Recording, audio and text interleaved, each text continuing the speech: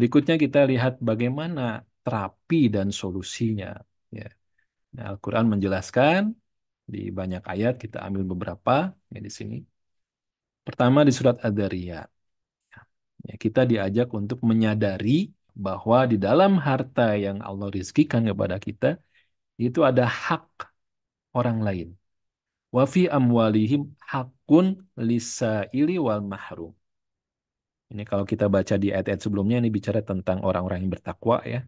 Nah, salah satunya adalah mereka punya kesadaran bahwa pada harta-harta mereka itu ada hakun, ada hak lisailin untuk orang yang meminta, dan juga ada hak dari orang yang mahrum, yang mereka malu itu untuk meminta. Jadi kita harus menyadari ya dalam harta yang kita miliki itu ada hak orang lain, baik orang lain itu meminta kepada kita ataupun yang secara ifah ya menjaga kemuliaan dirinya, ya itu nggak mau minta-minta gitu. Wal mahrum. Nah, kita memang harus sensitif ya membaca ya seperti itu. Dan alokasinya memang harus ke dua kelompok orang ini, sailin wal mahrum. Jadi di sini ada kesadaran, harus menyadari ini bukan sepenuhnya hak kita gitu ya. Kemudian juga Al-Baqarah ayat 261 itu memberikan motivasi yang sangat kuat untuk berbagi. Masalul ladzina yunfikuna amwalahum fisabilillah. Jadi perumpamaan orang yang yunfikun, menafkahkan, membelanjakan hartanya amwalahum fisabilillah di jalan Allah, itu seperti kamasali habbatin.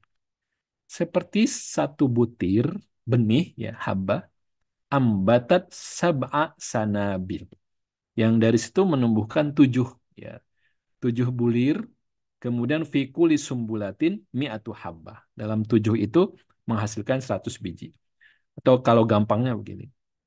Jadi satu biji itu nanti menghasilkan tujuh cabang gitu. Dari setiap cabang itu ada masing-masing 100 buah gitu. 100 buah itu gambaran yang mungkin lebih mudah ya gitu.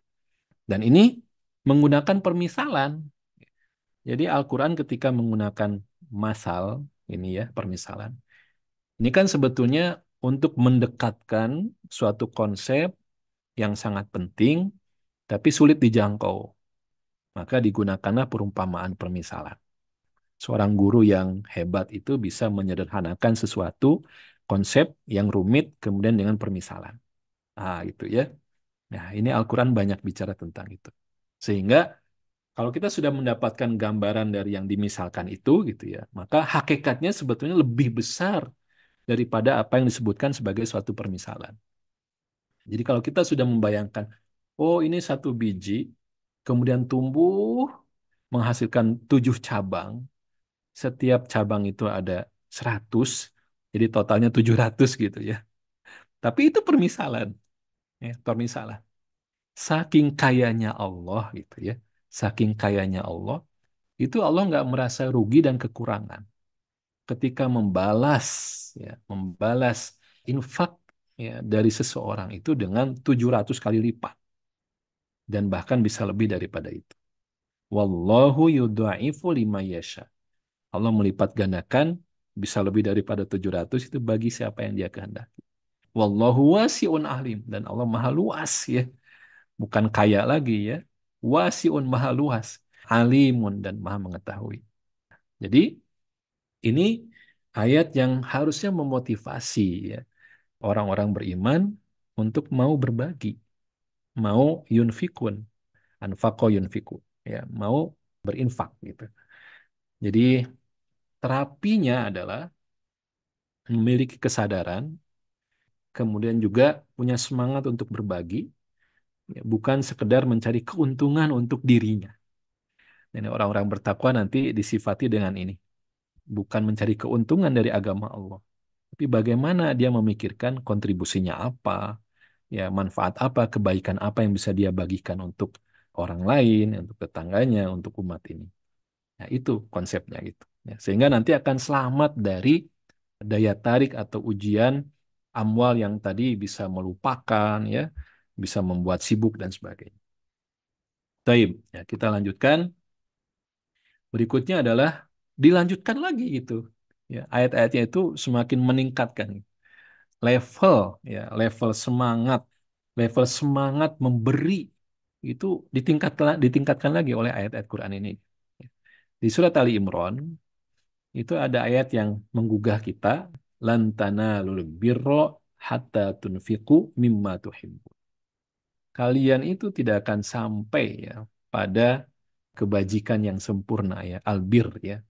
Hatta sampai kalian itu tunfiku mimma tuhibbun. Membelanjakan, menafkahkan sebagian yang kalian cintai. Nah, ini kan memberikan sebagian yang dicintai. Subhanallah ya.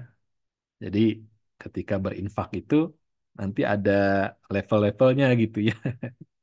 Sampai pada ayat ini kesempurnaan ya keimanan seseorang itu sampai dia siap untuk melepas ya, melepas harta yang atau aset yang dia cintai di jalan Allah ya. Wa ma tunfiqu min sayyin fa innallaha bihi alim. Dan Allah mengetahui gitu ya. Ini subhanallah ya, ini mungkin sedikit dengan nahwu ya.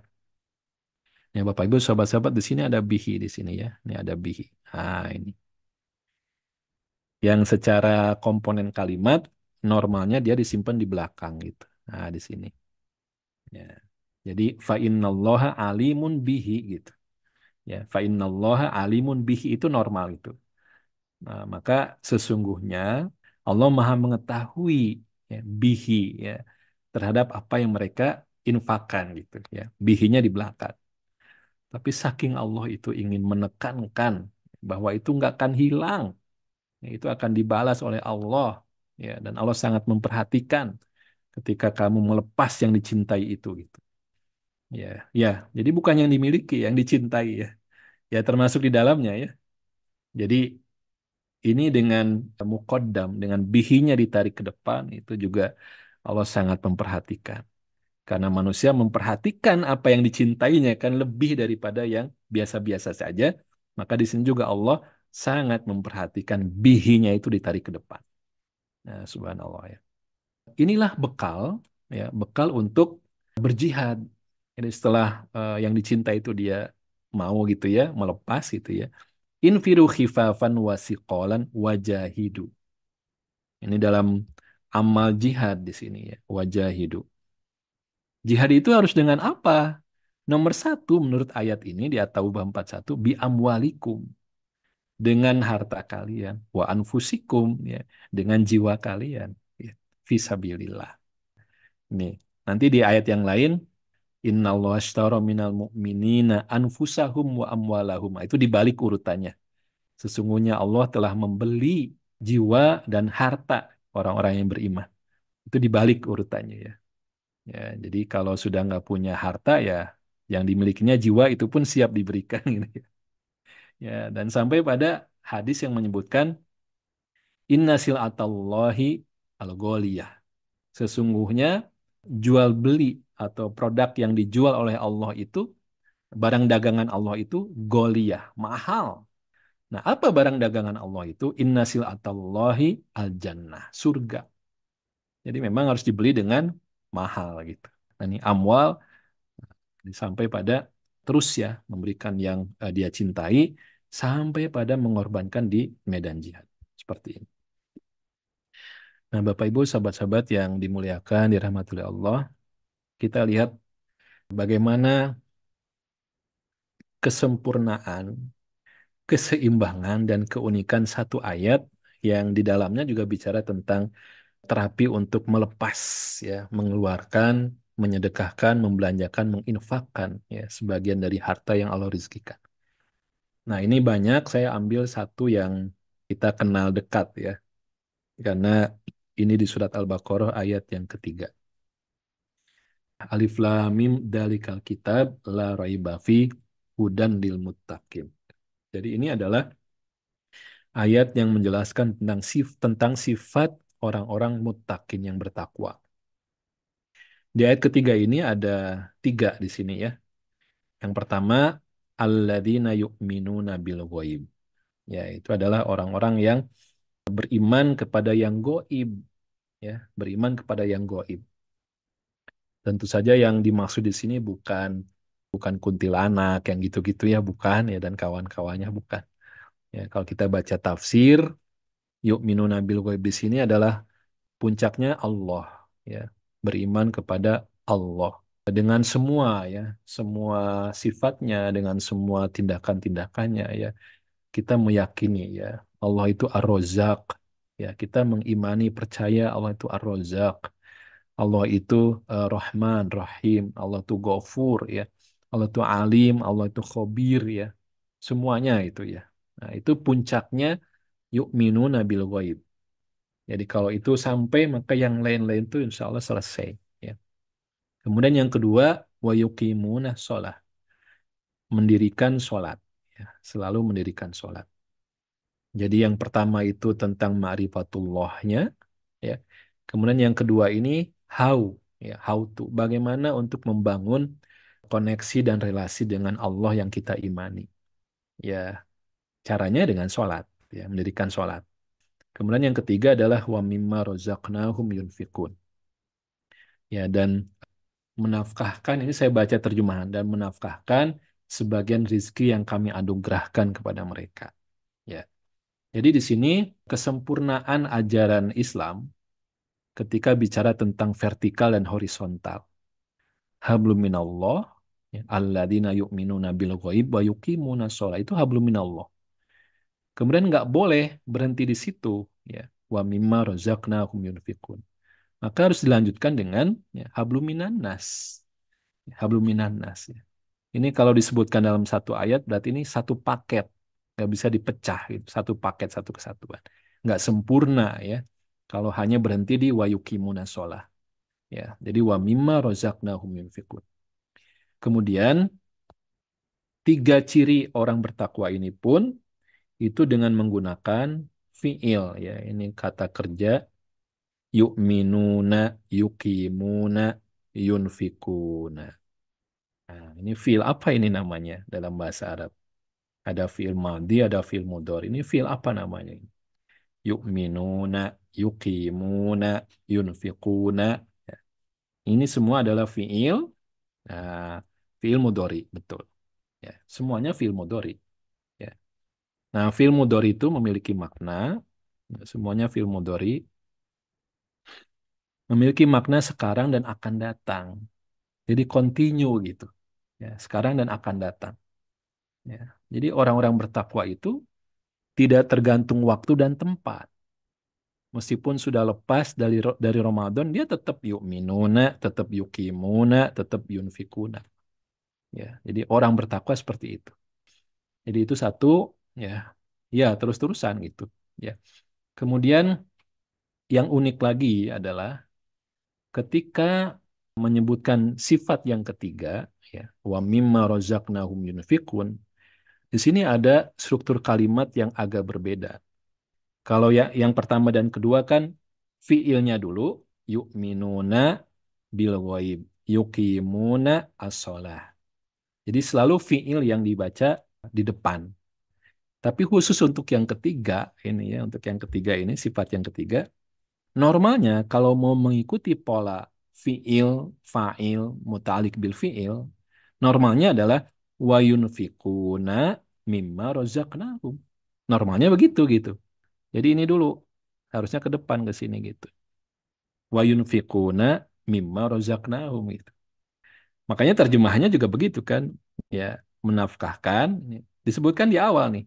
Menafkahkan atau menginfakkan mimma razaqnahum, sebagian rezeki yang kami anugerahkan kepada mereka gitu. Karena kalau terjemahannya itu mengikuti redaksi aslinya, ya, redaksi asli ayat ini mungkin akan membingungkan orang-orang yang nggak punya basic bahasa Arab gitu. Ya, dan ya dari sebagian rizki yang kami anugerahkan kepada mereka, mereka menginfakannya. Nah, itu kan nggak enak kalimatnya gitu ya, jadi bingung gitu ya. Makanya terjemahan kemudian membuat polanya SPOK saja, ya, dengan kalimat yang standar bahasa Indonesia gitu. Nah, kenapa yunfikun di muakhor, ya, fiilnya dikebelakangkan? Karena memang Allah ingin memberikan tambahan pesan ketika menyampaikan mimma rozaqnahum. Ini dia, ya, bahwa apa yang diinfakkan, apa yang disedekahkan, itu hakikatnya adalah dari Allah, dari kami. Mimma rozaqnahum, dari kami, bukan dari siapa-siapa gitu. Dari kami, mimma rozaqnahum. Ya, subhanallah ya. Jadi sebetulnya bukan punya kita, bukan milik kita ya. Mimma rozaqnahum. Allah yang ngasih, kami yang ngasih kepada mereka. Gitu, subhanallah. Ya. Jadi inilah pentingnya belajar bahasa Arab ya. Teman-teman, sahabat-sahabat yang dimuliakan Allah, kita bisa sebetulnya sederhana dan insya Allah mudah gitu ya. Mudah ya. Dengan seperti ini kan sebenarnya kita bisa memahami ya. Ya, tinggal kita mempelajari, oh ini komponennya sampai di mana dan betul nggak urutannya sesuai dengan yang biasa ya, urutan yang standar gitu ya. Nah, seperti itu. Jadi ya, ini keunikan bahasa Quran gitu. Ya, kita mau bangga gimana gitu ya, ketika infak itu jangan sampai merasa kita ada di atas gitu ya. Justru ya, ketika kita diberikan kesempatan untuk berinfak itu cara Allah untuk menyelamatkan kita. Karena itu bisa jadi ada hak-hak orang lain di situ gitu. Ya, kalau nggak punya kesempatan, nggak ada peluang itu kan bahaya. Ini ada bagian milik orang lain yang masih ada di rekening kita, di dompet kita gitu ya. Nah itu. Jadi jangan merasa lebih ya daripada orang yang menerima infak itu. Gitu. Karena hakikatnya mimma rozaqnahum yunfikun ya. Sadaqallah ya. Jadi hanya Quran yang bisa begini ya. Baik, kita lanjutkan. Nah, terakhir, Bapak Ibu sahabat-sahabat yang dimuliakan dirahmati Allah, pentingnya ya infak sebagai sebuah solusi ya dari daya tarik amwal yang tadi sangat berbahaya itu, ya ternyata ini juga merupakan amal yang dirindukan, amal yang diinginkan ketika situasinya adalah sudah menghadapi sakaratul maut. Ya, di surat Al-Munafikun, ya silahkan nanti baca di ayat sebelumnya, ayat 9, ya, ayat 10 dan 11 ya. Kita ambil ayat 10-nya. La tulhikum amwalukum. Nah, itu ayatnya begitu ya. Ya ayyuhalladzina amanu la tulhikum amwalukum. Jangan sampai amwal itu tulhi ya, mendistrek, melalaikan, mengalihkan perhatian kalian. Nah, maka supaya tidak teralihkan, perintahnya adalah wa anfiku mimma razaqnahum. Belanjakanlah, infakkanlah sebagian dari apa yang telah kami berikan kepada kalian. Min qabli, sebelum, nah ini ada, mungkin di kelas bahasa Arab belum saya sampaikan, tapi ini bisa dicerna langsung. Sebetulnya Bapak Ibu sahabat-sahabat, kalau kita baca tanpa min, itu bisa kita pahami. Wa anfiku mimma rozaqnakum qabla ayyatiya ahadakumul maut. Jadi begitu gitu ya. Belanjakanlah sebagian apa yang kami rizkikan kepada kalian itu qabla, sebelum ayyatiya ahadakumul maut, sebelum datangnya kematian kepada salah seorang di antara kalian. Ya, tapi dengan penggunaan min di situ itu menunjukkan harus segera dan nggak boleh ditunda-tunda gitu. Ya, jauh gitu ya, jauh sebelum kedatangnya kematian. Sebelum datangnya kematian itu ada min di situ. Harus jauh-jauh sebelumnya gitu. Ya, kalau tanpa min itu bisa mepet-mepet gitu ya, tapi min qabli ya. Maka ketika sudah datang kematian, fayaqula ya, dia yang dalam kondisi sakaratul maut itu berkata, Rob, ini bacanya pendek Robbinya ya. Ya, padahal ini kalau normalnya Robbi gitu ya. Ya, saking mendesaknya dan ingin segera gitu ya dijawab oleh Allah diijabah. Robbi laula akhortani ila ajalin qorib. Ya Rob, ya, tolong tundalah gitu ya. Tunda tangguhkan kematian ini ya sampai pada waktu yang qorib, sebentar saja. Tunda sebentar aja. Dikembalikan itu ke dunia, ya dikembalikan kehidupannya. Ya. Dan apa yang diinginkan? Ya, apa yang diinginkan oleh orang ini? Ya, tentu kan kalau kita bayangkan orang yang mendapatkan kesempatan hidup yang kedua kalinya lah istilahnya gitu ya. Itu pasti banyak yang diinginkannya gitu. Apakah belum haji gitu, dia pengen haji ya. Belum silaturahim ya pada orang tua, dia ingin ya silaturahim. Banyak gitu ya. Gitu ya. Mengkodo sholat, mengkodo puasa misalnya gitu ya. Banyak. Tapi menurut ayat ini yang paling diinginkan itu adalah fa'as sodako, bersedekah, berinfak. Itu yang paling diinginkan. Wa akum minas solihin. Sehingga dengan sedekah itu, aku masuk kualifikasi orang-orang yang soleh. Minas solihin itu, subhanallah. Jadi, kenapa gitu ya? Kenapa kok sedekah yang diinginkan gitu ya? Kenapa sedekah yang diinginkan? Karena menurut para ulama, sedekah inilah amalan yang banyak ditinggalkan. Ya. Dan sedekah inilah amalan yang menghasilkan pahala yang mengalir terus meskipun yang bersedekah itu sudah mati gitu. Jadi amal jariah. Ini yang dirindukan, dinantikan gitu ya. Saat sudah kematian datang, ternyata nanti amal jariah itu yang akan datang. Ya. Nah ini Bapak Ibu sahabat-sahabat kembali kepada tadi ayat di Al-Baqarah 188. Ya.